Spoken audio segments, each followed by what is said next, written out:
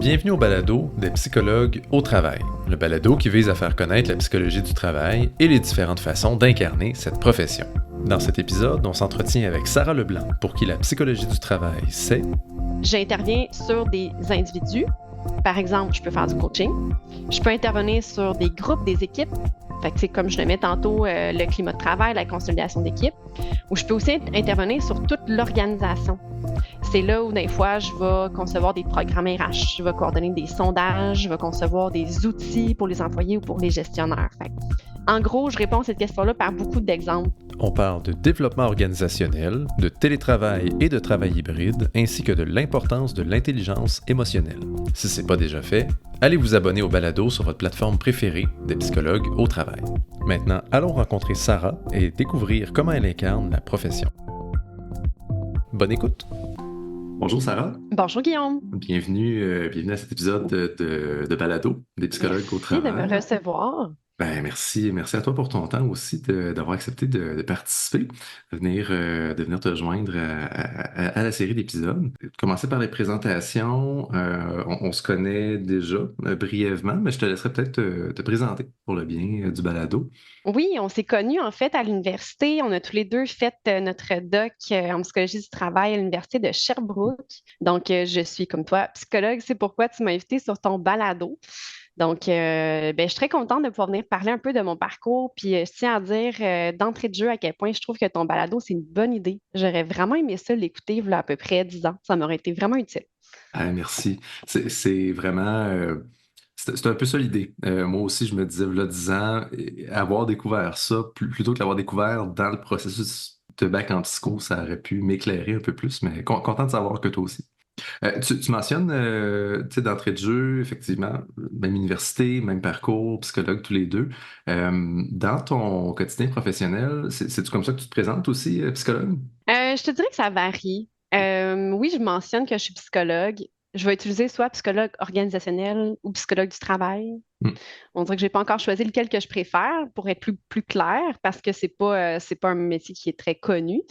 Puis, ben, en ce moment, je suis aussi employée comme conseillère principale en développement organisationnel. Fait que je vais aussi me présenter avec ce titre-là. OK. Conseiller en développement organisationnel là Oui, aussi. C'est un des grands volets dans lequel on peut travailler, le volet du déo pour les intimes. exact. Puis tu parles justement ton emploi actuel, on parle un peu de ton identité professionnelle, on fait un peu le tour hein, de ça dans l'épisode. Donc, dans quel genre de milieu est-ce que tu as été appelé à travailler ou tu travailles de façon générale? En ce moment, je travaille depuis quelques années dans le secteur parapublic. Je te dirais que mes stages au doc, je les ai faits dans une PME, dans le réseau de la santé. Puis j'ai aussi fait plusieurs mandats de coaching et de formation à mon compte. Fait que c'est quand même assez varié. OK, quand même. Tu parles coaching, formation, des mandats que tu fais.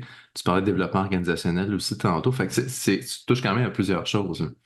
Oui, mais je te dirais que en ce moment, tu sais, je travaille en DO au parapublic depuis quelques années, comme je te disais. J'ai des mandats qui sont quand même très variés. Bon, j'ai quelques mandats, tu sais, qui sont plus stables, disons plus opérationnels. Mettons, à chaque année, ça va m'arriver de coordonner des sondages internes pour les employés. Ou un autre exemple, pendant longtemps, j'ai coordonné le programme de reconnaissance au travail. Fait que, tu sais, ça, c'est des mandats qui sont stables dans le temps, qui sont, disons, prévisibles. Mais pour le reste, mes mandats varient vraiment beaucoup en fonction des besoins organisationnels, ce qui fait en sorte que je ne sais jamais plus que quelques mois d'avance qu'est-ce qui va occuper la majorité de mon temps, ou je te dirais même des fois quelques semaines d'avance. Puis j'aime ça parce que c'est pour ça que j'ai choisi de faire de la PTO. Tu sais, on a une formation, une expérience qui nous amène à être outillés sur plein de sujets. Puis je te dirais, j'aime ça comme pour deux raisons. La première, c'est que j'ai besoin de variété. Tu sais, la routine ou la prévisibilité dans un travail vient à m'ennuyer à la longue. J'ai besoin comme de beaucoup de stimulation intellectuelle. Puis deuxième raison, c'est que ben, je pense qu'on va se rejoindre là-dessus parce qu'on s'en est déjà parlé. Je me soucie vraiment d'offrir la meilleure intervention pour répondre aux réels besoins des Hmm. clients. Fait que j'aime ça avoir une offre de service assez large. Je trouve que c'est la beauté de notre profession. Comme ça, on peut vraiment réfléchir avec plusieurs références en tête, plusieurs possibilités, plusieurs scénarios. Fait que ouais, je vais vraiment varier selon qu'est-ce que je pense qui va mieux répondre aux besoins. Puis, ben, c'est sûr que je peux dire que je me suis un peu spécialisée dans certains types d'interventions que j'ai fait de manière plus récurrente ou plus approfondie. Fait qu'avec le temps, ouais, je pense qu'on peut dire des spécialités, même si ça fait pas énormément d'années que je travaille en PTO, mais je nommerais par exemple, tu sais, de la consolidation d'équipe, climat de travail, tout ce qui touche aussi à la santé mentale au travail, Mm. la gestion de la performance, puis aussi ce qui entoure le télétravail puis le travail hybride. Fait que, ouais, c'est comme les grands thèmes que je pense qui sont revenus le plus souvent, là, puis que dans lesquels, en fait, pour lesquels les gens se réfèrent à moi, j'ai l'impression, ces temps-ci. Puis, parenthèse, télétravail et travail hybride, moi, c'est un sujet qui m'interpellait depuis le bac en psycho. Mhm. Je sais pas, ça m'intéressait vraiment de comprendre qu'est-ce qui changeait là, quand on travaillait à distance. Puis au doc, j'ai continué à faire un peu de recherche là-dessus. J'ai fait une conférence avec mon directeur de thèse aussi là-dessus, même si ma thèse n'était pas sur ce sujet-là. J'ai même écrit un article et tout ça de vulgarisation. Puis quand la pandémie est arrivée, imagine-toi donc, je trouvais tellement que j'avais eu une prémonition, puis j'avais eu une bonne idée de commencer à faire des recherches là-dessus, parce que je partais avec un bagage puis une expérience sur ce thème-là qui était utile de manière urgente pour à peu près tout le monde. Fait que encore Clairement. aujourd'hui, là. Ouais. Clairement, ben oui, fait que pour se situer au bac, on parle début des années 2010, puis déjà là, c'est l'intérêt tu sais, pour le télétravail et tout ça, fait que là, ben oui, 10 ans plus tard, Ouais, quand la pandémie est arrivée, là, on a vu à quel point ça a pris de la place, c'était déjà là avant, mais à quel point ça a pris de la place, l'aspect télétravail, et puis même, tu as nommé santé mentale au travail aussi, ça ouais, aussi, c'est un autre sujet très, très d'actualité, là. Puis absolument. plusieurs spécialisations.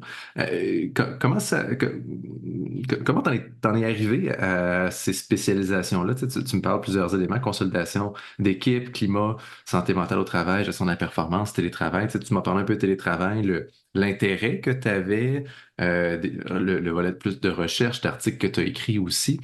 Comment ça s'est passé pour toi, le processus pour en arriver au point où là, tu as un peu ces spécialisations-là et même les gens t'interpelle pour ça aussi?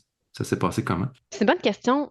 J'ai l'impression que ça a été beaucoup d'essais-erreurs, beaucoup d'expérimentation, beaucoup aussi de discussions avec d'autres professionnels dans le milieu, comment eux travaillent, sur quoi ils travaillent. J'ai fait une variété de mandats, puis il y en a que je fais plus maintenant parce que ben, soit ça adonne pas et ou ça m'intéresse un peu moins. Je nommerais par exemple, tu sais, la gestion de changement, j'en ai fait beaucoup. En ce moment, c'est moins mon core business en bon français. Hmm. Fait que je me suis permis d'essayer beaucoup de choses. Dans mes stages, dans mon internat, j'ai eu la chance d'avoir un internat qui m'a été utile pour ça, qui a été un beau terrain de jeu. C'était rien de planifié. Puis encore aujourd'hui, tu sais, là, je te nomme mes spécialités, qu'est-ce que je fais le plus souvent, c'est quoi un peu mon bagage sur les principaux thèmes. Mais j'ai vraiment l'intention que ça continue d'évoluer Hmm. parce qu'une carrière, c'est long, puis je pense qu'après quelques années, je pourrais avoir l'impression peut-être d'avoir fait un certain tour de roue là-dessus, puis de vouloir en apprendre sur d'autres sujets aussi, tu sais. Ouais, je te rejoins vraiment là-dessus. Tu sais, tu parlais une des affaires que t'aimes particulièrement, la variété, la diversité des mandats. Oui, Puis, moi, je te rejoins aussi là-dessus dans le sens où, tu sais, ce que je fais aujourd'hui comme genre de mandat, ben, ça veut pas dire que ça va être exactement la même chose que je vais faire dans 5 10 ans. Ça se peut que ça continue d'évoluer.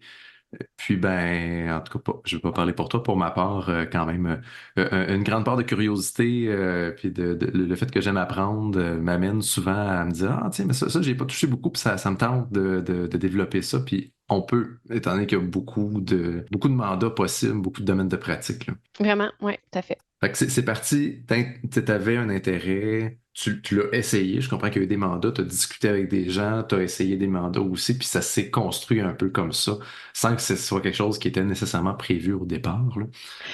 Exactement. Puis je dirais, une chose que j'ai appris avec les années, puis que j'aimerais dire à mon moi-même de v'là 10 ans, c'est, Hey Sarah, nomme-le quand tu te rends compte que tu aimes quelque chose, parce que les gens ne peuvent pas le deviner. Puis Mhm. dans notre domaine, j'ai l'impression que ça fonctionne quand même comme ça. On peut se permettre de nommer qu'est-ce qu'on aime le plus pour essayer de se faire une place dans ce créneau-là. Souvent, Ouais. ça marche. De faire sa chance, mais un peu, là, de dire si on le dit pas effectivement aux gens ou si on parle pas de ça, on n'aura peut-être pas autant les opportunités de Exact. développement qu'on pourrait avoir. Tu parlais tout à l'heure certains exemples de ce que tu pouvais faire dans le volet développement organisationnel.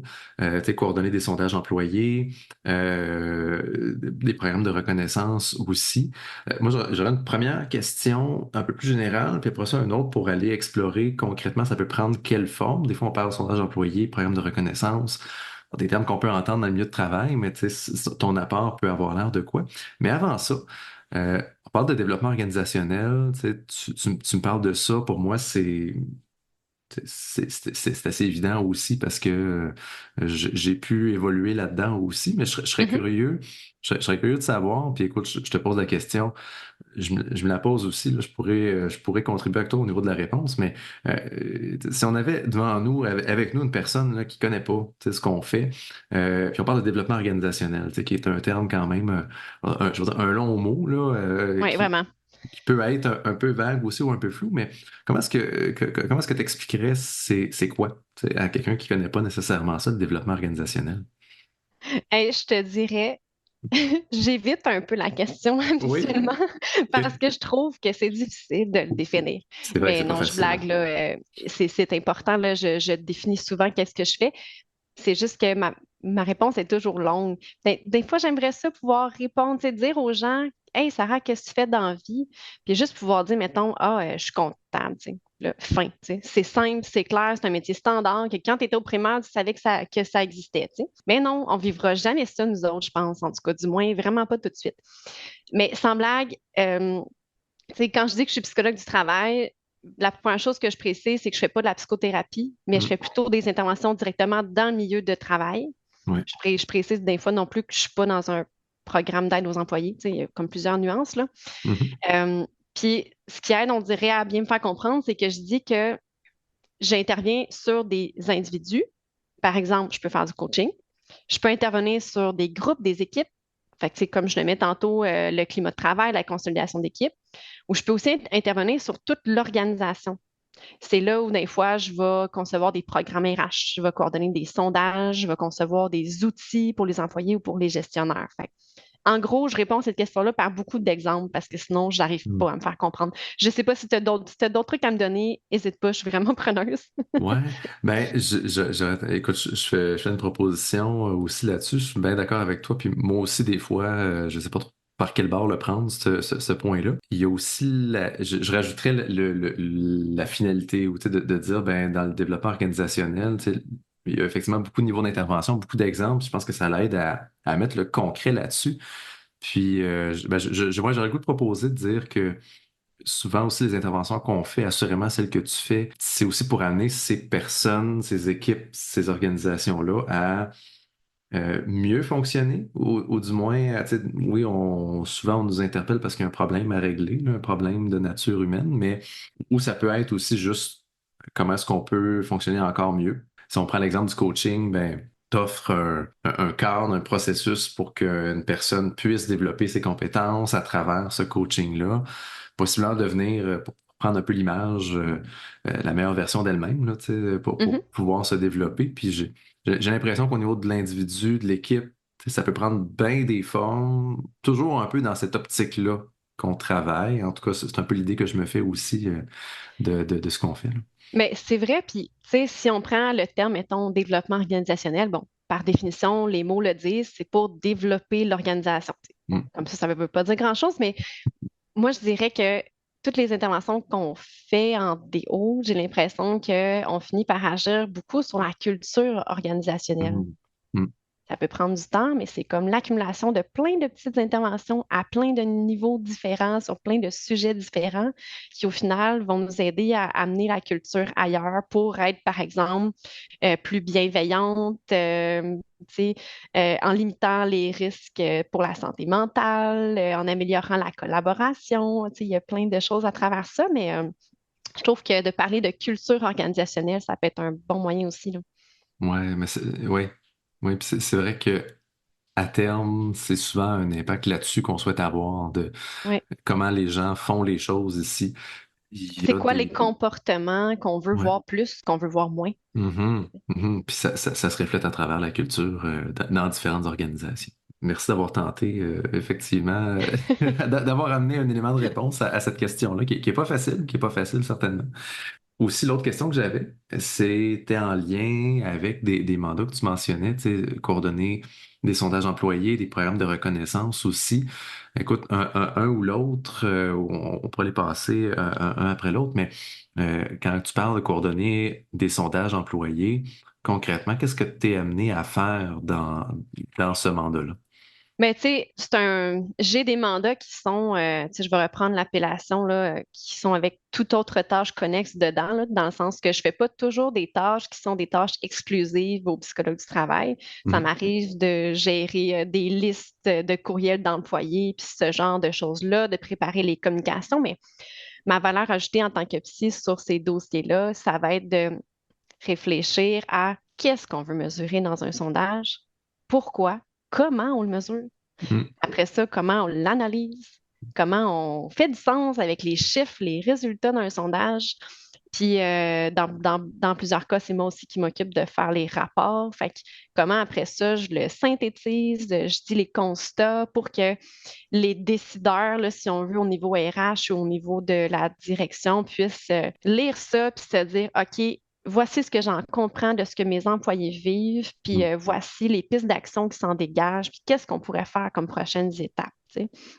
Fait que je vais un peu guider, si on veut, cette prise de besoin-là, tant au niveau de, tu sais, de rédiger parfois des questions de sondage. Après ça, comme je dis, de faire l'analyse, mais aussi d'essayer d'influencer la réflexion autour des prochaines étapes, là. Ouais. Dans la formulation de questions, t'assurer que les questions, j'imagine, sont bien formulées pour aller vraiment chercher ce qu'on veut, pour t'assurer qu'on va pas aller chercher d'autres choses en passant ou que ce soit contaminé, mettons, les Ben, résultats.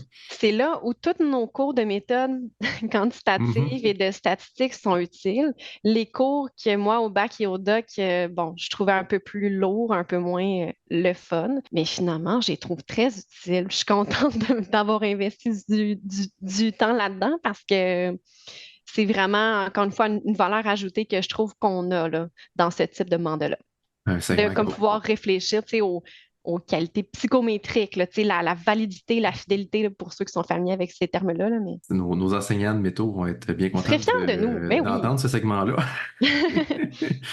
Puis, c'est excellent. Puis, comme tu mentionnais aussi après, dans les résultats, comment bien le synthétiser, comment bien le rendre aussi pour que les personnes qui ont à prendre les décisions avec ça ben, puissent dégager l'essentiel. On sait quand c'est juste un tas de données, bon, OK, quel sens on donne à Oui, tout ça, puis c'est là où il peut y avoir aussi une valeur ajoutée là-dessus. Puis tu parlais aussi de coordonner dans un autre genre de mandat, coordonner des programmes de reconnaissance. Ça aussi, c'est un terme qu'on entend, le volet reconnaissance qui est très important. Puis coordonner un programme de reconnaissance, ça aussi, comment toi tu peux être amené à y contribuer comme psychologue du travail?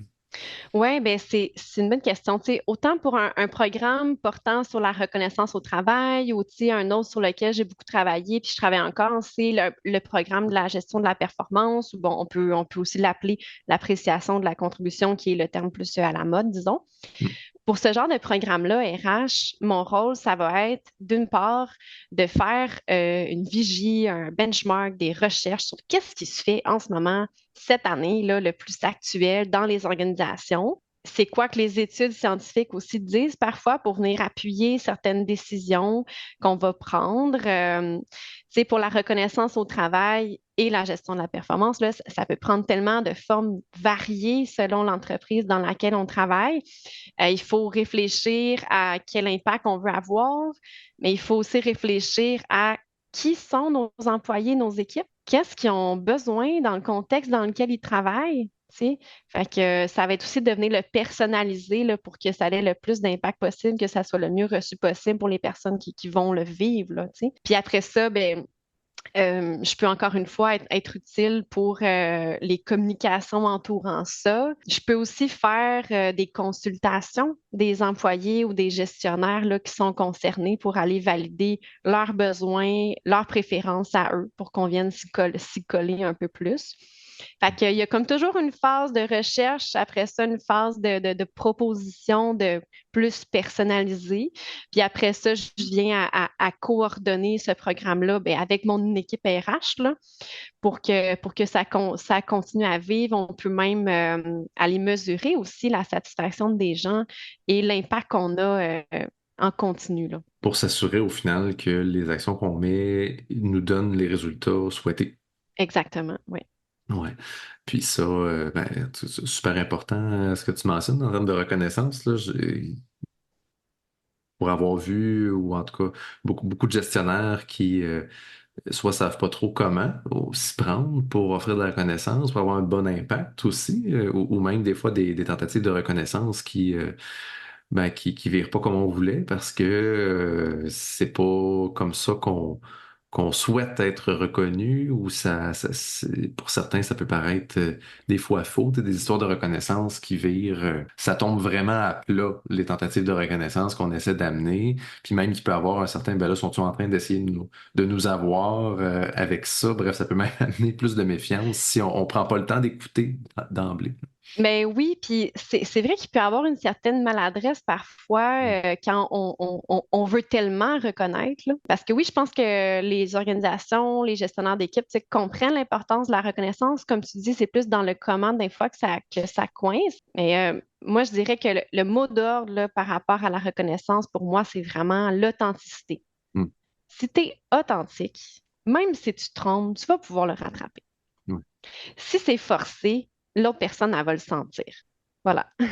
C'est vraiment le mot d'ordre, ouais, en Ouais. termes de reconnaissance là, qui peut aider. Sarah, tu parlais tantôt de euh, plusieurs mandats dans lesquels tu te spécialisais. Tu disais à quel point aussi tu aimais différents mandats que tu fais, puis tu parlais de variété, tu parlais de te permettre de répondre aux réels besoins aussi des clients, des gens avec qui tu travailles. Donc, tu allais t'assurer qu'il y a un impact réel, qu'on va vraiment répondre à ce besoin-là. J'aurais le goût de te poser la question, te demander dans ce que tu aimes faire ou dans différents mandats justement que tu as pu faire. Ça peut être dans quelque chose que tu t'es spécialisé ou pas. C'est vraiment à toi de voir, mais j'aimerais ça regarder avec toi qu'on fasse un petit tour d'horizon de un mandat que tu as particulièrement apprécié puis pourquoi. Mais c'est une super bonne question parce que, comme je disais, ça a été long pour moi quand même de bien cerner qu'est-ce que j'aimais le plus dans mon travail. Puis encore à ce jour, c'est pas 100% arrêté. Mais je me rends compte que dans mes mandats préférés, il y a toujours un élément commun qui ressort, c'est de pouvoir comprendre en profondeur la dynamique d'une équipe, tu sais, Hmm. puis d'intervenir sur des relations humaines. C'est ça que j'aime.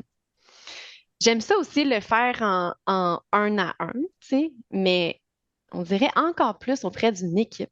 Je trouve ça plus complexe, puis je Mhm. trouve ça plus intéressant. Hmm. Fait que, tu sais, je pourrais te nommer en exemple des interventions que je fais en consolidation d'équipe qui peuvent prendre encore là des formes super variées, tu sais. Et puis, il peut en avoir qui sont très ludiques, là, qui passent par le jeu pour qu'une équipe apprenne à mieux se connaître ou à mieux collaborer.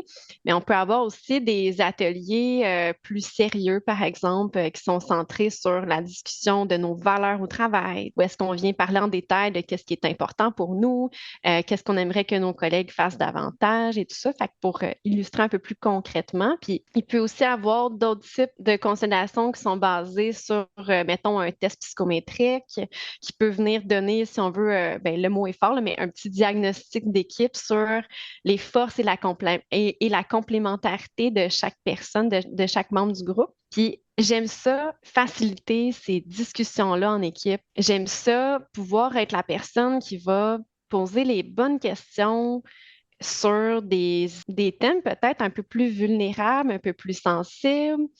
C'est pas nécessairement négatif, mais tu sais, quand on vient parler de nos valeurs, de nos émotions, de nos relations, c'est pas tout le monde qui est à l'aise avec ça, tu sais. je veux dire, même moi, je veux dire, dans mon éducation, dans mon enfance, pas des choses que j'ai appris en détail. Tu sais, on nous apprend un peu à nommer nos émotions, mais sans plus, tu sais. Là, nous, on a fait un bac puis un doc là-dedans, fait que c'est sûr que ça nous aide. Mais je veux dire, pour la moyenne des travailleurs, des travailleuses, de parler d'une dynamique d'équipe et de comment mieux fonctionner ensemble, là, ça peut être assez sensible, assez émotif. Puis j'aime ça être la personne qui ouvre la porte Hmm. pour cette discussion-là. Fait que voilà, je sais pas si ça répond bien à ta question. Ben oui, certainement. Ça doit donner place à des échanges qui sont très significatifs dans une équipe, là. Tu sais, quand on réussit justement à ouvrir cette porte-là, quand tu réussis à ouvrir cette porte-là avec eux autres, et puis là, ben, on parle vraiment de, effectivement, ce qui est important pour nous, de comment est-ce que on travaille ensemble, des choses qui... on peut parler d'une façon peut-être en surface au quotidien, là, évidemment, il y a des équipes plus autonomes qui, sur ce côté-là, qui le font, peut-être davantage aussi, qui ont appris à le faire avec le temps déjà, mais de pouvoir, si c'est plus rare ces moments-là, de pouvoir ouvrir la porte, je suis sûr que ça doit être très fort comme moment. Oui, puis j'ai l'impression que des fois, ça fait juste du bien aux gens d'avoir une personne qui est là puis qui leur dit, Hey, moi, j'ai pas peur de tes émotions. Mhm. J'ai... Puis, c'est quoi? J'ai même pas peur qu'il y ait des tensions dans cette rencontre-là. Ça me dérange pas. On va les traverser ensemble. On va s'en parler. On va mettre le doigt dessus. Puis, juste de nommer ces choses-là difficiles, ça les atténue. Tu sais, Ouais. la science le prouve, là, les études sur ça me fait penser aux études sur le stress de Sonia Lupien et autres, mais juste le fait de nommer verbalement notre émotion, c'est prouvé que ça l'atténue, Mm. notre réaction physiologique. Puis je l'observe beaucoup, ça, ouais. En anglais, ils disent If you can name it, you can tame it. Ouais, ouais, Ouais. absolument. J'aime Fait ça. que c'est ouais, juste de le nommer, puis d'avoir quelqu'un qui a le courage, qui a la confiance d'y aller, ça doit être rassurant. Ouais, ça doit être rassurant, puis ça doit aider à effectivement bien naviguer là-dedans. Fait que quand on est pris dans ce bouillonnement-là, ben ça ne rend pas les choses simples ou faciles, mais ça doit pouvoir grandement faciliter à ce qu'on traite tout ça, puis à ce qu'on avance vers un dénouement positif. Oui, puis j'ose croire que plus on le fait, plus Mhm. après ça, les gens sur lesquels on intervient vont apprendre à le faire par eux-mêmes de manière autonome, tu sais, parce qu'ils vont l'avoir vécu dans un cadre sécuritaire, fait que ça va peut-être devenir un petit peu plus une pratique dans leur quotidien de continuer à en parler avec leurs collègues. Mhm. Dans le sens où c'est pas juste une histoire d'une fois où tu viens consolider une équipe. À travers tout ça, tu les amènes aussi à se développer différentes compétences de gestion, justement, de ces émotions-là, de ces conflits-là. Absolument, oui. Un autre point que je voulais explorer avec toi, mais c'est souvent, puis c'est toujours la même image que je prends, là, peut-être que je change éventuellement parce que d'un épisode de balado à l'autre, au final, j'ai toujours la même image, fait qu'on on sait où est-ce que je m'en vais, il faudra que je me renouvelle, mais moi, je vois souvent, tu sais, notre profession ou n'importe quelle profession qu'on peut avoir, mais tu sais, un peu comme un habit, comme un costume qu'on porte, puis on l'incarne de notre propre façon. Puis ce que je trouve intéressant, c'est que ben, en dessous de cet habit-là, on reste toujours nous-mêmes, évidemment. Puis on parle de comment tu incarnes cette profession-là, mais je serais curieux de savoir la couleur que, selon toi, t'apportes à cette profession-là. Donc, quelles caractéristiques m'ont permis plusieurs, évidemment, il peut y en avoir beaucoup, là, mais une caractéristique que tu souhaiterais dire que Sarah, toi, comme personne, t'amène justement dans ce rôle-là de psychologue. C'est une bonne question. Au début, je pensais que tu t'en allais faire un lien avec le test des 4 couleurs pour ceux qui le connaissent, mais non, on n'ira pas là. Mais bon, quelle est la couleur de mon habit quand je suis psy? C'est une grosse question. Je sais pas, tu sais, aux yeux des autres, qu'est-ce qui me distingue, moi, précisément, mais tu sais, je peux te dire quel impact j'essaie d'avoir. En tout cas, je Mhm. pourrais aller valider après ça si je pourrais aller chercher du feedback, voir si c'est vraiment le cas. Mais, ben, tu sais, comme je disais, j'essaie d'être un espace sécuritaire pour accueillir la vulnérabilité, ouvrir le dialogue sur les émotions, sur les relations. Fait que, tu sais, il y a ça, c'est ça, d'être un safe space en anglais pour tout ce qui est plus difficile à nommer. Moi, ça me rend pas mal à l'aise, comme je te dis, de recevoir ces grosses boules d'émotions-là ou ces conversations-là difficiles. J'aime ça, à la limite. Mhm. Puis un autre point, on dirait, je pense, qui me distingue, si je me fie au feedback que je reçois depuis quelques années, c'est que je pense que je suis bonne aussi quand même pour vulgariser. Mhm. Puis je trouve que c'est une valeur ajoutée ben, que plusieurs psys comme nous ont aussi. Tu sais, de pouvoir avoir un bagage scientifique, avoir plein de concepts dans nos têtes qui bouillonnent, on fait plein de liens. Tu sais, là, on en nomme depuis tantôt. Puis tu sais, je pense que toi aussi, des fois, tu vas peut-être te retenir, là, mais je fais plein de liens avec plein d'affaires constamment. Tu sais, c'est comme un casse-tête dans ma tête. Puis là, je me dis, OK, ben, quel morceau je vais prendre pour ce dossier-là, tu sais. Puis Hmm. comment je vais le résumer pour cette personne-là qui est en face de moi pour qu'elle me comprenne. Puis je fais beaucoup ça aussi dans mon travail, de faire des présentations, faire des articles, tu sais, bref, pour aller, dans le fond, transmettre des messages clés là, qui, selon moi, sont importants, puis essayer que les gens gardent ça en tête.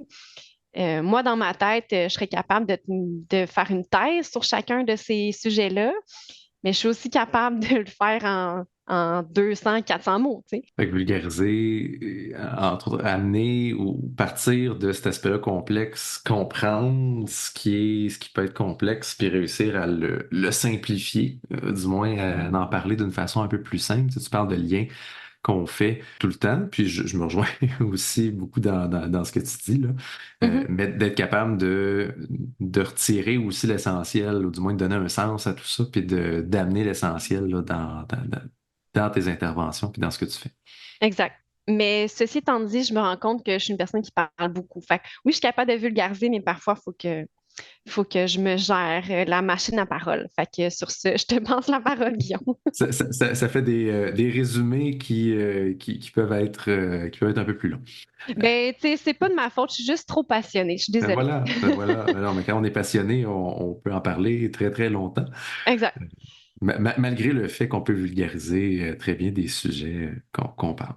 Puis en même temps, ben, tu sais, peut-être une petite parenthèse là-dessus, mais le parcours, puis je me permets d'y aller parce qu'effectivement, on a eu sensiblement le même en termes de doctorat en psychologie du travail, puis il nous amène à avoir beaucoup de sujets et il nous amène aussi à en creuser certains, dont le volet recherche aussi qui est là. Puis je pense que cet aspect-là, effectivement, de vulgarisation, du moins, on appuie beaucoup là-dessus, puis moi, j'y crois foncièrement, les ponts entre la recherche et la pratique, du moins, comment est-ce qu'on peut servir de tout ce qui est recherche scientifique, toutes les études qui ont été mises de l'avant, qui sont continuellement mises de l'avant, et de plus en plus. Genre, on n'a jamais eu autant d'études sous la main de disponibles qu'aujourd'hui. Ça va être vrai Oui, encore vraiment. demain et après-demain, donc plus que le temps avance. Mais comment est-ce qu'on, en fait, un gros besoin, c'est comment est-ce qu'on navigue dans cet océan-là d'études et comment est-ce qu'on réussit à retirer ce qui est essentiel parce on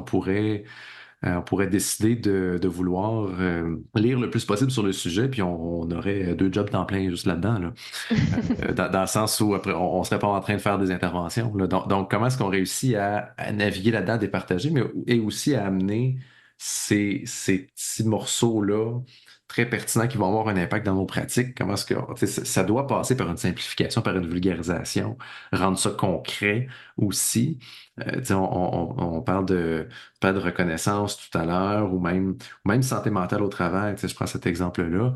Tu sais, on parle de termes de santé mentale, puis bon, ben, il peut y avoir quelque chose d'un peu abstrait là-dedans, mais donc concrètement, dans nos interventions, on a à faire ce travail-là pour amener à, ben, ça veut dire au quotidien, les actions que tu poses, c'est quoi l'impact que ça a sur ta santé mentale, sur la santé mentale des gens autour de toi, et qu'est-ce que tu peux faire pour améliorer le portrait. Donc, il y a Oui, quand même un travail de dire, ben, on doit partir d'actions plus abstraites ou de comportements ou des choses qui sont plus générales ou génériques qu'on voit dans les études, puis amener ça à Tommy dans ta shop, dans ton usine, ça prend quelle la semaine forme, là, prochaine, il la va semaine faire quoi? prochaine. Oui. Exact. Donc, il faut amener ça de façon très, très, très concrète, là. Mais c'est un excellent point, puis je suis encore en train d'apprendre à faire ça. Ça a Hmm. été un gros choc pour moi quand j'ai commencé mon internat, là, fait que c'est comme le stage final du doctorat, mais j'avais tellement de choses accumulées dans ma tête, puis tellement développé mes compétences scientifiques et de rédaction. Puis là, je me jette à l'eau, je travaille temps plein dans Hmm. une grande équipe RH avec des équipes, des gestionnaires, des employés. Puis là, ils me posent des questions, puis il faut que je les aide, puis je peux pas leur faire un rapport de 30 pages. Ça marche pas. Ils veulent une page ou deux. C'est tellement différent. Puis ils veulent des exemples. Fait que, bon, là, au début, j'en avais pas. Là, j'en ai quelques années d'accumuler. Fait que ça m'aide, mais je suis encore en train d'apprendre à faire ça. Je pense que c'est le travail de toute une vie, là, pour moi, mais c'est vraiment difficile puis important, là. Mais oui, il faut leur parler dans un langage qui va leur parler. Mhm. Comme tu dis, si tu parles à un travailleur d'usine, c'est pas la même chose que si tu parles à un dirigeant, c'est pas la même chose que si tu parles à un employé au service à la clientèle. Fait que, oui, absolument, il faut s'adapter à leur quotidien, là. Puis pour ça, ben, c'est de connaître effectivement le quotidien un peu plus, fait que d'aller être à l'écoute, de poser des questions, à la limite, si on a déjà un bagage dans un domaine ou une industrie en particulier, ben ça peut aider dans le domaine de la construction, dans le domaine agricole, dans le domaine Absolument. bancaire, pourquoi pas. Tu sais, Oui. où ce qu'on connaît de plus en plus un milieu particulier, des genres de métier ou de professionnels avec qui on interagit et c'est quoi leur quotidien. Puis là, on a des exemples plus Oui, précis. parce que c'est vraiment pas les mêmes défis. Oui, vraiment. Étant donné qu'on parle un peu de ça, les prochaines questions que je te poserai vont plus être sur, en fait, un sujet parmi ceux qui t'interpellent le plus, parce qu'on pourrait faire un très long épisode, j'imagine, à chaque fois c'est là-dessus, surtout si t'aimes parler de ce que t'aimes. Absolument. Oui, tu as raison. Mais de prendre un sujet sur le fonctionnement humain au travail qui t'interpelle peut-être un peu plus, que tu aimerais parler aussi là-dessus, puis moi je serais curieux de t'entendre, c'est quoi ce sujet-là et pourquoi ça t'interpelle aussi un peu plus. C'est sûr que tout ce qui touche au télétravail, travail hybride, ça me parle. Je trouve ça tellement, ben, c'est très actuel. Puis on est vraiment en train de vivre un tournant historique en ce moment. Tu sais. On s'en rend pas assez compte, je pense, mais depuis la pandémie, depuis 2020, on est vraiment en train de vivre une transformation là, assez majeure de nos modes de travail. Puis, bon, là, la pandémie est, entre guillemets, finie. On se re-questionne sur comment on veut travailler en mode hybride, là, tu sais, à plus long terme, qu'est-ce qui serait durable pour chacun. Puis, c'est quoi les décisions qu'on est en train de prendre en ce moment, là, même cette année, là, sont déterminantes pour peut-être plusieurs dizaines d'années après. Tu as tout à fait raison, dans le télétravail, le point tournant tu sais, qu'on est, puis juste, je me souviens, dans ce point tournant-là qu'a été la pandémie, ça a quand même été un des effets qui est arrivé avec ça. Les questions qu'on se posait, le flou en fait dans lequel on évoluait par rapport au télétravail, tu sais, puis là c'était, bon ben, go, on veut que ça continue, donc tout le monde en télétravail, on y va, parce que là on peut plus aller sur place parce que on a toute peur d'attraper le virus. Puis là, ben, on ne veut pas créer non plus ou favoriser Ouais, on n'a cette comme pas eu pandémie-là. vraiment le choix, en fait, là. Ouais. Non, on n'a pas eu le choix. Et c'est comme, autant qu'il y a un grand flou d'un côté, autant il faut dire que ça s'est pas effondré. On était capable de faire le travail, puis il y avait beaucoup de scepticisme où dans beaucoup de places, il y avait des croyances hein, du genre, ben, ah non, mais ici, ça serait pas possible de faire du télétravail. La pandémie arrive, on n'a pas le choix. Ah ben finalement, ça marche. On Finalement, trouve une ça façon que marche. ça Oui. marche. Tu sais. Puis là, bon, ben, c'est venu challenger un peu ces croyances-là. Et en même temps, tout le flou, tu sais, je me souviens que on prédisait une chose et son contraire. Tu sais, on disait que ça marcherait pas, que ça allait avoir des grands impacts négatifs au niveau de la productivité. Et à d'autres endroits, on entendait qu'il y avait des gains de productivité malgré tout à faire ça dans le volet télétravail. Puis là, après ça, ben, quand évidemment une partie le temps continue d'avancer, là, on parlait davantage de revenir. Puis là, on se disait que là, il y a des personnes qui se prononçaient sur est-ce que ça va principalement revenir. Il y avait des organisations qui voulaient ramener les gens. On se disait, ben, télétravail, c'est bien, mais peut-être pas 100% du temps. En tout cas, on a entendu Mhm. plein d'affaires là-dessus. Le flou, on est en train, j'ai l'impression, tranquillement, de clarifier certaines choses, mais effectivement, on est un peu encore dans ce point tournant-là au niveau du télétravail. Et il y a encore beaucoup de questions qui sont à répondre. On va du moins trouver des réponses pour clarifier un peu tout ça, là. Oui, absolument. Puis, tu sais, pour conclure là-dessus, là, je trouve tellement que c'est un sujet aussi difficile avec lequel travailler parce que Hmm. ça touche les conditions de travail, ça touche notre Ouais. quotidien, notre vie familiale, notre temps, notre argent. Il y a personne jamais qui va être 100% d'accord sur les modalités de travail hybride idéal. Aucune organisation, je pense, jamais trouvera un consensus parfait. C'est pas facile pour personne en ce moment qui veut faire des changements là-dessus. Mais je pense qu'il y a des organisations qui ont quand même besoin de faire des changements, là, ça dépend. Mais qu'est-ce que j'ai envie de dire aussi, là, s'il y a des gens qui nous écoutent puis qui vivent des changements en lien avec ça, j'aurais envie de dire, laissez-vous donc le temps de vous adapter au changement Mm. parce que moi, je me souviens quand la pandémie est arrivée, il y en avait beaucoup qui étaient réticents à faire du télétravail. Puis tu sais quoi, après 2 mois, ça allait très bien, tu sais. Fait que des fois, il faut juste se lancer. Oui, on va vivre une phase un peu plus difficile d'adaptation. C'est normal temporairement de trouver ça inconfortable, mais on finit par reprendre une routine, puis on finit quand même par se réorganiser autour de ça, là.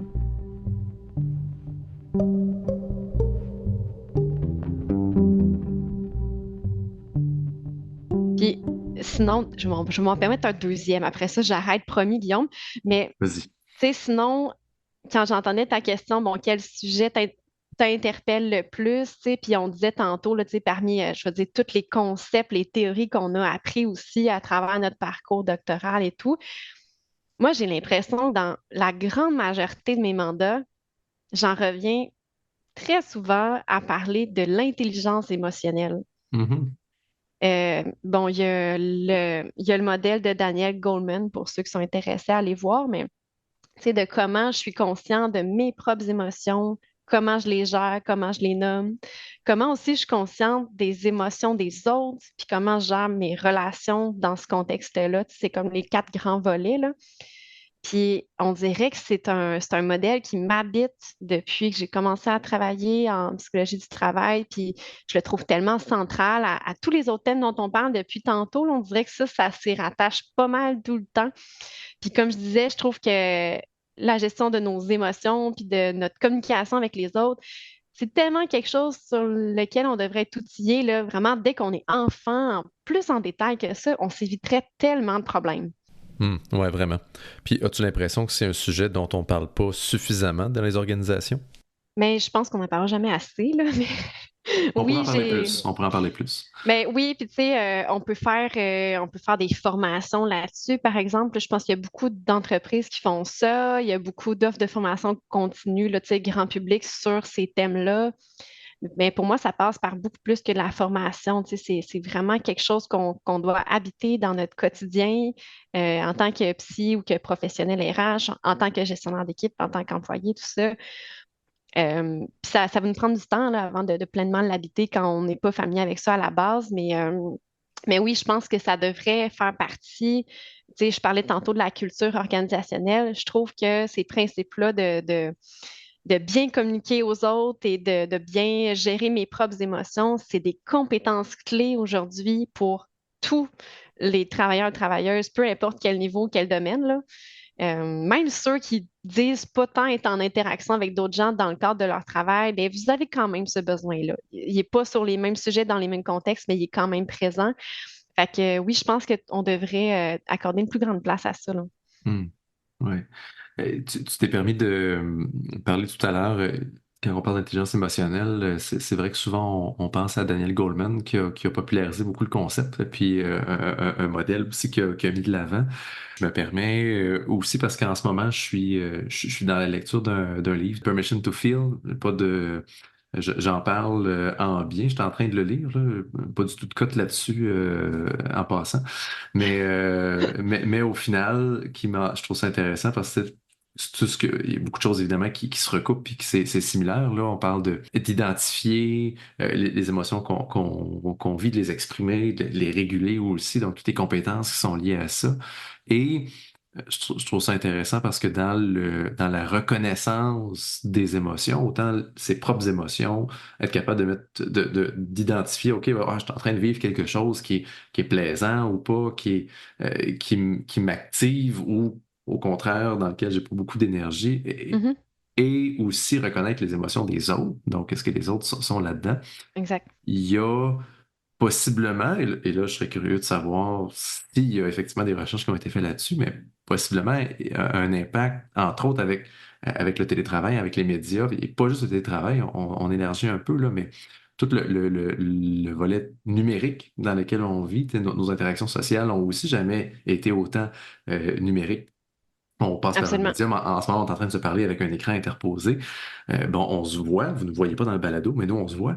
Et il y a dans le volet de reconnaissance des émotions, entre autres, il y a quelque chose qui passe beaucoup par le non-verbal, qui passe beaucoup par cette présence-là d'autres personnes, ou en tout cas un aspect authentique dans ce qu'on se communique. Et je pense aussi aux réseaux sociaux. Ben, personnellement, et je suis pas tout seul à faire ça, là, on publie des choses qui nous mettent en valeur, on partage nos bons moments, on partage pas nécessairement les moins bons. Bref, quel impact ça a aussi dans comment est-ce qu'on perçoit les émotions des autres, comment est-ce qu'on reconnaît tout ça, comment est-ce qu'on développe ces compétences-là aussi. Il y a sûrement un certain, je serais curieux de savoir c'est quoi, mais un certain impact sur comment est-ce qu'on développe tout ça. Ben, moi, je te confirme qu'il y en a, là. Je Mhm. te nommerai pas nécessairement toutes les études, là. Je les ai pas par cœur sous le bout de la langue, mais tu sais, je vais te donner moi aussi une recommandation de lecture vu que tu Oui. m'en as, tu m'en as fait une. Le dernier livre de Sonia Lupien sur le Ouais. stress au travail versus le Mm. stress du travail. Elle vulgarise quand même bien plusieurs études scientifiques qui parlent de comment nos relations humaines et notre niveau de stress, notre santé mentale changent, là, justement. En travaillant à distance versus en travaillant en face à face. Je me souviens aussi moi-même quand je faisais des études là-dessus au doctorat, puis tu sais, les études là-dessus se font depuis comme 1975, là. Ça fait Ah longtemps qu'on ouais, hein. étudie la question. OK. Puis les études continuent à aller dans ce sens-là de dire plus tu as besoin d'avoir une conversation émotive avec quelqu'un, plus tu devrais la faire en face à face. Parce qu'effectivement, il y a plusieurs tests qui ont été faits, puis c'est pas vrai qu'une rencontre de Teams ou Zoom, même avec vidéo, c'est pas vrai que ça limite à 100%. On peut travailler dans ce contexte-là, mais on a des besoins ponctuellement pour certains sujets, certaines situations, de se voir en face à face. Et oui, ça fait toute la différence. Je dis pas pour te faire un suivi rapide, pour te poser une question et tout ça. Tu sais, c'est correct d'avoir des moments où est-ce que tu travailles plus seul ou que tu te fais un suivi par clavardage, là, mais tu sais, de faire une rencontre de gestion de la performance, de parler d'une situation difficile que tu vis, d'avoir besoin d'un soutien de collègues. J'ajouterais, pour conclure là-dessus, que la nouvelle génération, et là, c'est rare, je fais ça, là, mais je parle des plus jeunes que moi, comme si j'étais super vieille alors que j'ai juste 30 ans, mais les jeunes, On est rendu là, surtout, Sarah. On est rendu là. on est rendu là, Guillaume, on est vieux. Les jeunes sont encore plus nés dans des écrans. Il y en a qui ont vécu leur secondaire ou leur cégep ou leurs premières années d'université sur des écrans, alors que c'est une période de notre vie où est-ce qu'on apprend à consolider nos apprentissages de gestion des émotions, où est-ce qu'on en vit beaucoup des émotions, puis où aussi on apprend à bâtir des relations amicales qui vont être, tu sais, déterminantes pour plusieurs années de notre vie. Puis moi, je le vois autour de moi à quel point ça nous nuit, ça, d'avoir été principalement à distance là, pendant, mettons, 2, 3 ans, là.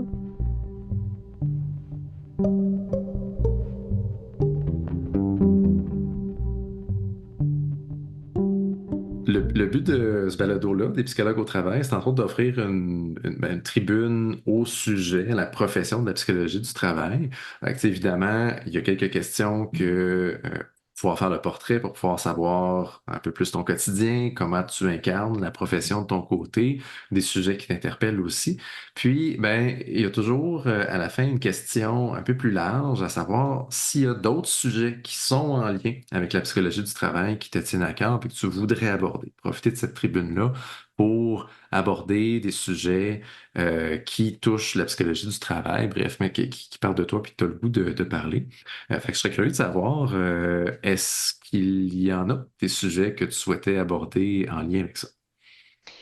Ben, je te dirais, tu sais, une chose qui m'habite beaucoup, puis j'aimerais en parler dans ton balado, c'est, tu sais, on a beaucoup parlé à quel point notre identité professionnelle est un peu dure à définir. On a une grande complexité quand les gens nous demandent qu'est-ce qu'on fait dans la vie à le décrire de manière brève et simplifiée. Puis, je trouve qu'une chose qui explique ça, c'est le fait qu'on a beaucoup de zones de chevauchement avec d'autres professionnels. Mhm. Je pense que ça va te parler. Mais Tu sais, je nommerais par exemple ben, les conseillers en ressources humaines, en santé et sécurité, en relations de travail, les conseillers d'orientation, les coachs professionnels, puis bon, évidemment aussi les psychologues traditionnels qui font de la psychothérapie, tu sais. Les exemples sont un peu infinis, mais dans notre domaine d'intervention, on est très nombreux. Puis on a beaucoup plus d'activités communes là, partagées que d'activités exclusives à chacun, chacune, là.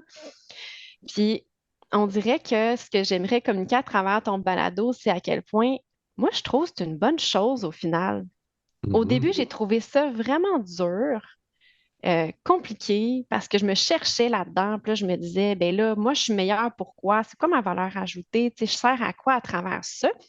Parce qu'effectivement, il y en a qui peuvent faire d'autres études, des études plus courtes d'ailleurs, puis intervenir sur des mandats semblables aux miens. Fait que je me dis, bon, mais je suis qui, moi, tu sais?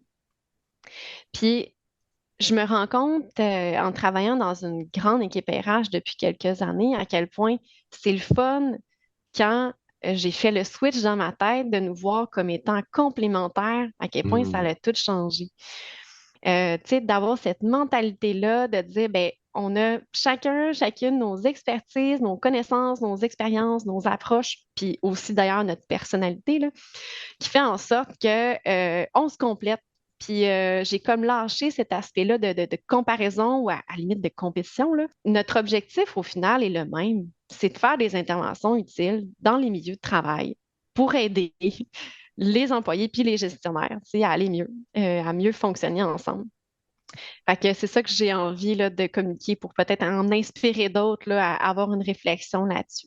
Mhm. Ben, puis tu sais, je fais partie de cette gang-là aussi, tu sais, on a une profession, on a une identité professionnelle, on se la construit, en fait, cette identité professionnelle-là, on regarde c'est quoi les balises, puis il y a certaines professions, certains chemins professionnels qu'on fait où c'est peut-être un peu plus défini, un peu plus exclusif, tu sais, Oui, dans le sens où euh, tu disais tout à l'heure, tu sais, les tâches que tu fais sont pas réservées nécessairement exclusivement, tu sais, aux oui, psychologues du travail, comme peut-être nos collègues psychologues cliniciens qui font de la psychothérapie. Ben là, la psychothérapie étant un acte réservé, oui. entre autres aux psychologues cliniciens, aux psychothérapeutes, aux médecins également, mais dans ce qu'on fait, dans les actes qu'on fait, il y a beaucoup d'actions qui ne sont pas réservées. Et là, ben, ça peut peut-être amener des tensions dans l'identité professionnelle. Se dire, OK, ben, de base, si plusieurs autres professions peuvent faire ça, qu'est-ce que moi j'amène de plus ou qu'est-ce qui fait que j'ai cette identité, comment ça me définit aussi tout ça.